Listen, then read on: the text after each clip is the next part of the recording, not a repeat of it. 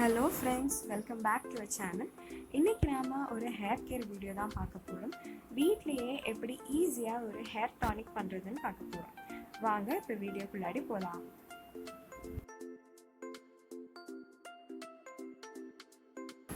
நம்மள நிறைய பேருக்கு இருக்க பிரச்சனை தான் இந்த ஹேர் ஃபால் ப்ராப்ளம். இதுக்காண்டி நம்ம நிறைய சொல்யூஷன்ஸ் ட்ரை பண்ணியிருப்போம். பட் அது எல்லாமே எவ்வளோ தூரத்துக்கு ஹெல்ப்ஃபுல்லாக இருந்ததுன்னு எனக்கு தெரியல. பட் நாம் பண்ண போகிற இந்த ஹேர் டானிக் முழுக்க வீட்டில் இருக்க பொருட்கள் வச்சு ரொம்பவே ஈஸியாக ஆர்கானிக்காக நம்ம பண்ண போகிறோம். அதனாலவே இது ரொம்பவும் எஃபெக்டிவ் கூட. ஆல்சோ இதை நம்ம ஸ்டோர் பண்ணி கூட வச்சுக்கலாம். இதுக்கு தேவையான இன்க்ரீடியன்ட்ஸ் என்னெல்லாம் அண்ட் அதோட பெனிஃபிட்ஸ் என்னெல்லாம் பார்க்கலாம்.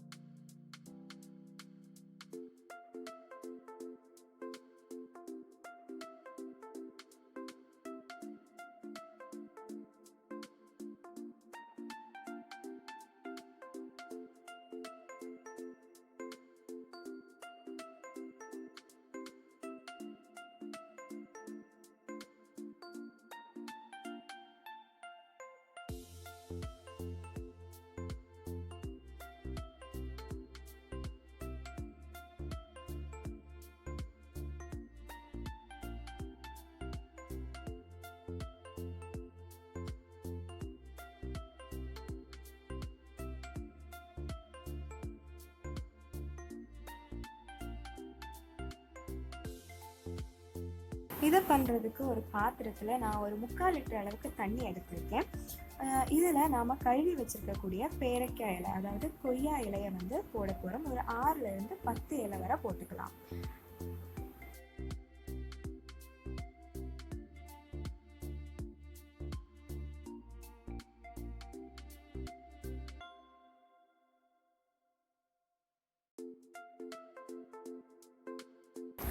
இது கூட நாம் ஒரு 2-3 கருவேப்பிலை இலையை உதிர்த்து போட்டுக்க போகிறோம்.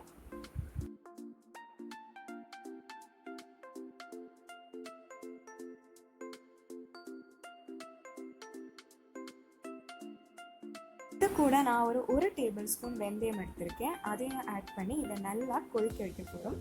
ஒரு 15 to 20 மினிட்ஸ் வரை இதை கண்டிப்பாக நல்லா கொதிக்க விடணும்.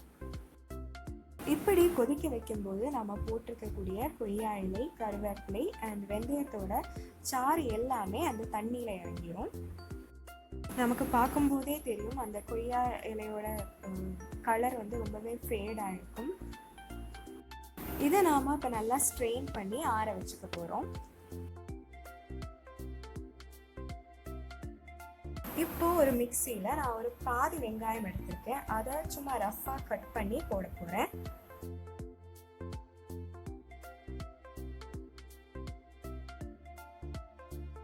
இது கூட நான் இப்போ ஃப்ரெஷ் ஆலோவேராலேருந்து ஜெல் எடுத்து இதில் ஆட் பண்ண போகிறேன். உங்கள்கிட்ட ஒருவேளை ஃப்ரெஷ் ஆலோவேரா இல்லை அப்படின்னா நார்மலாக ரெடிமேடாக கிடைக்கக்கூடிய ஆலோவேரா ஜெல் கூட யூஸ் பண்ணலாம். ஒரு 2 to 3 டேபிள் ஸ்பூன் வரை இந்த ஆலோவேரா ஜெல் ஆட் பண்ணிக்கலாம்.